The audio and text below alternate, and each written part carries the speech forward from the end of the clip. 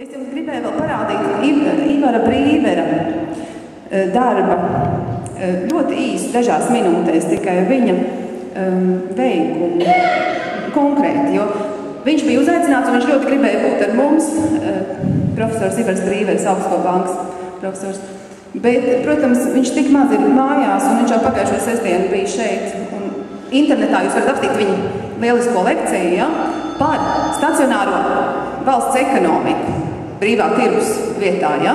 Un es tikai parādīšu tos pašus svarīgākos punktus viņa priekšnesumā, jo to lekciju jūs varat atrast tautasforums.lv gan video, gan PDF variantā. Ja? Bet ekonomikas augsmes problēma un tās iespējamie risinājumi bija viņa referāta nosaukums. Šeit jūs varat redzēt stacionārā stāvokļa ekonomikas un autoriķejas rādītājus. Ja? Viņu absolūtais slēdziens ir, ka ekonomikas izaugsme un globalizācija iznīcina tautu un nacionālo interešu prioritāti, kas šobrīd Latvijā tiek apkarot, ir jārealizē absolūti steidzoši, un tā saistās ar ierobežotu darba un kapitāla resursu kustību, ar virzību uz stacionārā stāvokļa ekonomiku, antiglobalizāciju, Latvijas un latviešu tautas saglabāšanu un attīstību, Latvijas iedzīvotāju interešu prioritāti pār ārvalstnieku interesēm. Un mums ir tāds kolosāls intelektuālais kapitāls, kā latvietis Kārlis Valods, ekonoms, kas iepriekšējo pasaules kara laikā uzlika tādas schēmas Vācijā, ka vācieši izdzīvoja. Ja? Un Kārlis Valods, ko viņš teica? Viņš teica, ka uzņēmumiem, kas ražo pirmās nepieciešamības preces, ir jābūt valsts īpašumā, un ražošanas procesi jāplāno, ņemot vērā cilvēku vajadzības. Valsts uzņēmumi varēs ieviest jaunās tehnoloģijas, būdami efektīvāki nekā privātie uzņēmumi. Valsts sektorā strādājošiem jābūt labāk motivētiem nekā privātajā sektorā, lai strādājošie ar augstāku kvalifikāciju izvēlētos strādāt valsts sektorā. Lai tā būtu, ir jāievieš darba dienests. Tas ir tāds vairāk apstrīdams jautājums. Pēc darba dienesta viņiem jānodrošina labu pensiju. Tas bija tāds par gadiem. Bet tu saprotiet, kas viņam bija par priekšlikumu. Vīriešiem ir jāstrādā tikai no 17 līdz 27 gadiem. Un sievietēm no 15 līdz 22. Pēc tam visi ir pensijā. Jā. Un saprotiet, tas ir apmēram tas, ko Georgs runāja par dažām stundām dienā. Ja? Mēs esam tā piemuļķoti. Mums ir tāda efektīva visa veidas ražošana un industrija un komunikācijas. Un mums te liek strādāt kā vergiem. Tas ir totāli cilvēku piemuļķošana. Cilvēki piecelies no ceļiem, izstiepies un paskaties. Tu esi Dievs, paskaties, cik tu esi stiprs. Nost ar verdzību. Un tātad jautājums ir ļoti svarīgs, vai nav tā, ka ekonomikas izaugsmes problēma ir vienkāršāka risinājuma un kāpēc pieaugot produktivitātei, ka es ļauj radīt fiksētu produktīvas daudzumu ar aizvien mazāk darba izlietojumu, cilvēku kopējais darba izlietojums nesamazinās, pat valstīs ir augsts dzīves līmeni. Tas 8 darba stundas, tas taču ir vienkārši vājprāts, ja? Mums ir tik produktīva, efektīva ražošana. Tāpēc arī mūsu konceptā, cik mēs tagad esam balansējuši un skatījušies, to naudas summu var iedot katram iedzīvotājam bez kāda darba. Jo ja jau tie roboti un ja jau tās efektīvās industrijas strādā, kāpēc tad cilvēkam būtu jānodarbojas tā 8 stundas dienā? Ja? Tas lielākoties arī tie darbi ir pilnīgi piramīdas bezjēdzībām kalpojoši. Un tād sakot, būs kolosāls jaunais laiks. Un vēl Brīvers runāja par risinājumu, par trešo ceļu, kur ir jānodala ne finanšu kapitāls, kapitāla preces no finanšu kapitāla. Un kapitāla preces ir privāti īpašumā, uzņēmuma īpašnieks gūst ienākums gan ar savu darbu, gan kapitālu, finanšu kapitāls ir sabiedrības valsts īpašumā. Ar to gūtā peļņa nonāk valsts budžetā. Sekmīgie uzņēmēji, kuru gūtā peļņa ir pietiekami liela, lai veidot finanšu uzkrājumus, to dara valsts bankās ar nelielu, bet droši fiksētu procentu likmi. Bet pie brīvā kapitāla kustības nav iespēja fiksēt procentu likmi. Un ko tad teica Kārlis Valods vai Ivars Brīvers? Ja nav iespējami, tad iztiksim bez brīvas kapitāla kustības. Un man bija sāpīgi skatīties, ka Ivars Brīvers to teikdams bija ļoti satraukts, jo viņš zināja, ka viņš patiesībā tā vienkārši nevar teikt mūsu valstī. Un man sāpēja sirds, tāpat kā mums visiem sāp, par to, ka mēs nevaram teikt patiesību mūsu valstī. Un tas tā vairs nedrīkst turpināties. Un Kārlis Balods, mūsu tautietis, uz tā mēs balstīsimies.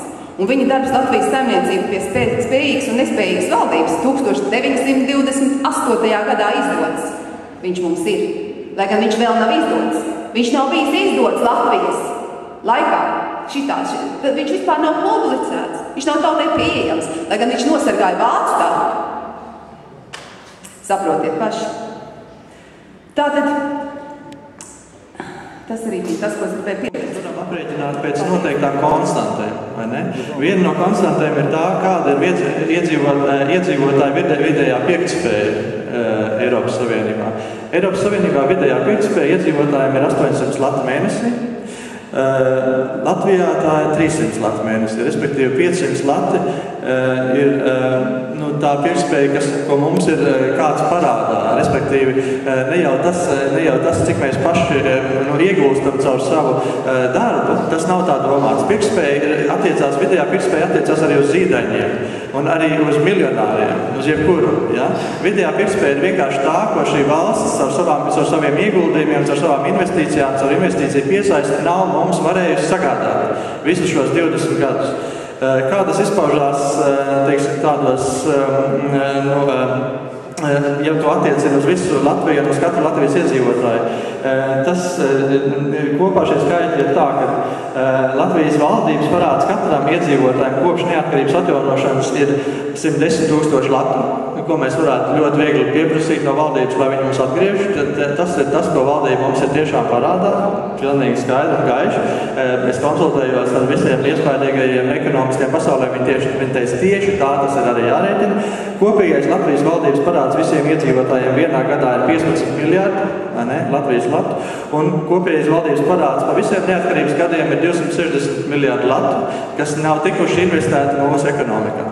Tādēļ mēs dzīvojam daudz sliktāk nekā vidējā Eiropas Savienības valsts.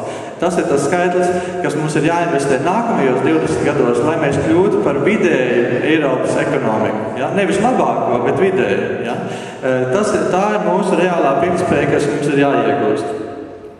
Un, lai to izdarītu, respektīvi visa tā procesa rezultātā, ka mēs šo pirktspēju neesam ieguvuši, mēs šodien esam parādos, ka privātais korporatīvais parāds, kā jūs droši vien visi zināt, sastāda 120% no iekšzemes koprodukta. Respektīvi, daudz vairāk nekā mūsu gada iekšzemes koprodukts. Tas ir privātais un korporatīvais parāds. Lai atbrīvotos no šiem nesamaksājumiem parādiem, mums ir jādara viena lieta, mums ir jādara sociālā likumdošana. Ja? Tas, kas mūsu valstī nekad nav bijis, mūsu valstī ne prezidents, ne likumdevējs, ne mūsu valdība, ne arī tiesas nekad nav sponsorējuši sociālu likumdošanu, bet tieši otrādi. Prezidents ir sevi apņēmis ar komisijām, kurās pārsvarā sēž baņķieri, vai ne? Un tādi komercbaņķieri ar komercbanku lobby, vai ne? Un lobēja tieši pretēju likumdošanu. Tad, kad tika izvirzīta iniciatīva par kredītņēmēju aizsardzību, ja? Un normāla sociāla kredītņēmēju aizsardzība ir tas, kas neļauj valstī ieslīgt tādos parādos. Tad prezidents uzlika savu veto, vai ne? Ka tas ir vēlreiz jāpārskata un izgāja cauri daudz sliktāku likumdošanu gal galā. Respektīvi, pirmais, kas ir jāizdara, ir komercbankām ir jābūt atbildīgām par viņu izsniegto kredītu apjomu saglabāšanu kredītņēmēju maksātspējas līmenī. Tas ir vienmēr tā, tas ir visā pasaulē tā, maksātspējas līmenis nedrīkst būt zemāks par šo kredītu apjomu. Tāpēc mums ir FKTK, tāpēc mums ir banku regulators, kurš pašlaik nestrādā, kurš strādā tikai banku interesēs, kurš rūpējās tikai par to, lai bankas būtu maksātspējīgas, bet viņas nerūpējās par to, lai sabiedrība būtu maksātspējīga. Tas ir pirmais, kas ir jādara banku regulātoram. Otrais solis, kas ir jādara, visiem parādiem, visiem kredītiem ir jābūt denominētiem Latvijas latos, Latvijas nacionālajā valūtā. Tas ir kā alfabēts banku sektorā. Tam tā ir jābūt. Ja tas tā nav, tad parādu riski un kredīta riski mums pieaug tā fantastiski, vai ne? Jo, ja mēs redzam, ka mūsu parādi ir citās valūtās, kuras mēs nekontrolējam, tas nozīmē, ka šie kredīta riski mums nav nesami. Ko mēs varam darīt? Tā kā katra neatkarīga valsts to var darīt, ja parādi ir riskantās valūtās, tad viņus denominējam atpakaļ mūsu pašu valūtā, respektīvi Latvijas latvas. To mēs varam darīt, to jebkura neatkarīga valsts var darīt. Un tālāk, kas notiek ar īpašumiem? Ja īpašumi ir atsavināti, šodien bankas ir lielākie īpašumi nekustamā īpašuma turētāji, tad bankām nedrīkst ļaut šos īpašumus turēt, bet gan viņām ir jāliek tie īpašumi ar likumspēku, viņām ir jāliek tie īpašumi atgriezt atpakaļ tirgu, un respektīvi par tirgus cenu. Un tiem, kas ir bijuši tie, kas ir zaudējuši, kas bijuši hipotekārie parādnieki, kas ir zaudējuši šos īpašumus, viņiem ir jābūt pirmpirkuma tiesībām. Tā, lai viņi par pašreizējo tirgus vērtību, kas ir kritusies 60–70%, lai viņi varētu izpirkt to īpašumu un lai viņi varētu atkal kļūt par, lai viņi atkal kļūt maksātspējīgi. Par ko es runāju? Es runāju par to, ka ir nepieciešams sabiedriskās finanses. Valstis un valdības, kam ir pārmests, ka viņas neprot rīkoties ar finansēm, ka viņas ir tādas bezatbildīgas un tā tālāk. Pēdējā krīze ir parādījusi tieši otrādi, ka ar finansēm neprot rīkoties privātie. Un ar finansēm neprot rīkoties tie, kas vienmēr ir teikuši, kad visa naudas radīšana un kad visa naudas pārvaldīšana jādod mums, respektīvi komercbankām. Vēl viena lieta, kas Latvijā ir tāda ļoti īpatnēja, ir tā, ka tās komercbankas ir pārsvarā ārvalstu komercbanku meitas uzņēmumi. Tas nozīmē, ka mūsu banka tur nemaz nav. Par ko mūs visi, starptautiskais valodas fonds šausmīgi slavē, ka tas tā ir, kad mēs esam visu banku sistēmu atdevuši ārzemniekiem. Tas ir pilnīgi nepareizi. Respektīvi nepareizi ir divas lietas. Pirmā lieta, sistēma ir jābalzējas uz nacionālajiem resursiem, otrais ir tas, kad ir jābūt sabalansētājiem gan valsts sektoram, gan privātajiem sektoram. Nevar vienkārši dogmātiski un ideoloģizēti teikt, ka viens no tiem sektoriem ir slikts, pats par sevi vai ne, un bezatbildīgs. Abiem tiem sektoriem ir jābūt. Bankas nekad nerūpēsies par to, lai sabiedrībā būtu izglītība, lai sabiedrībā būtu veselība un lai sabiedrībā būtu sabiedriskā infrastruktūra. Par to ir jārūpējas valstī. Un par to valsts rūpējās, lai atbalstītu tieši privāto infrastruktūru, lai neuzveltu privātajiem visas izmaksas. Lai to izdarītu, ir jābūt labai banku kapitalizācijai sabiedriskajā sektorā, kas mums ir ļoti labi iespējams. Mums ir pieejami gan Eiropas Savienības struktūra fondi, mums ir valsts valdības maksājuma fondi, Latvijas bankas kredīti, kas nenozīmē drukāšanu, ja? Kas visā pasaulē jau sen vairs nenozīmē drukāšanu. Mūsu bankas nav piesaistītas zelta standartam, mums ir vienkārši jādzīvo tajā sistēmā un tajās iestrādēs, kas darbojas visā pasaulē. Un Latvijas banka, diemžēl, ir pati sev uzlikusi blokādi šai iespējai ar savu, man šķiet, 39. pantu, vai ne, kas viņai neļauj pirkt valdības obligācijas.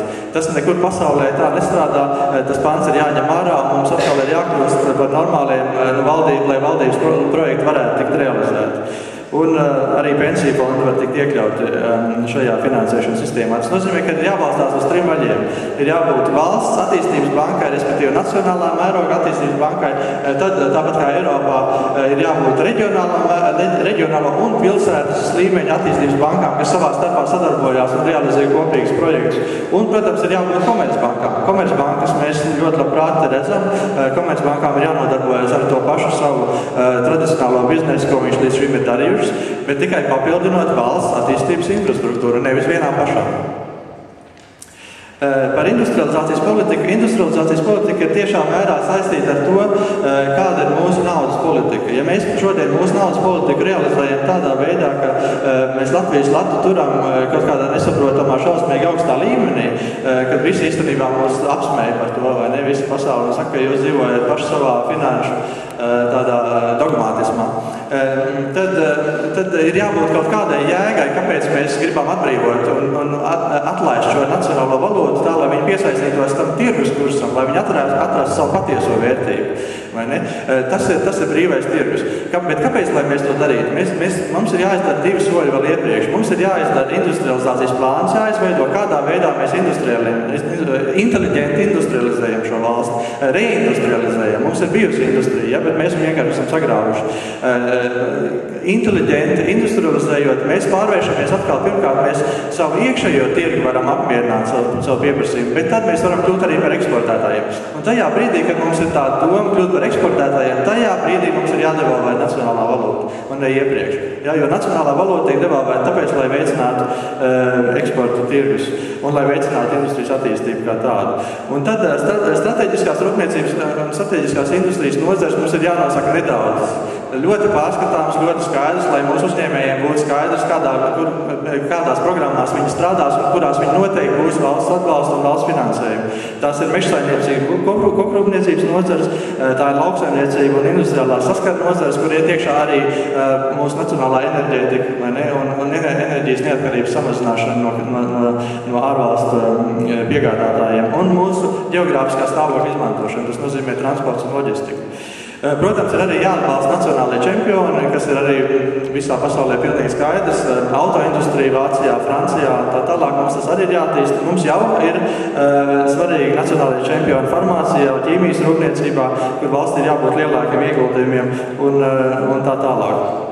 Un tad ir pilnīgi skaidri nobeidzot šo savu nelielo runu. Es gribu teikt, ka mums ir jānojauc pirmā un galvenā ideoloģiskā barjera, kas mums pašlaik attur no attīstības, un tā ir pilnīgi tāda dogmātiski piesaista eiro ieviešanai 14. gadā. Eiro ieviešana ir vajadzīga, ja vienotas valūtas sistēmas ieviešana ir izdevīga tikai valstīm, kas ir attīstītākas nekā citas. Tikko Latvija būs attīstītāka rūpnieciski nekā kaimiņu valstis, mēs ar lielāko prieku iesim un teiksim, ka mēs ļoti labprāt pievienosimies kopīgai valūtai, kur mēs vairs nekā nevaram ietekmēt. Līdz tam brīdim mums tas ir pilnīgi izslēgts, mēs to nedrīkstam darīt. Mums ir, ja tikko saime, tikko prezidents, tikko valdība par to runā, mums ir momentā jāceļās, mums ir jāiet uz ielām un jāsaka, mēs gribam attīstīties un nevis neattīstīties. Mums ir jāpasaka pilnīgi skaidrs, ne, eiro 14. gadā, tikai tajā gadā, kad mēs sasniegsim vidējo Eiropas pirktspēju, respektīvi šodien 800 latus mēnesī, tajā brīdī mēs ieviesīsim ļoti labprāt un visi priecīgi eiro. Lielas paldies!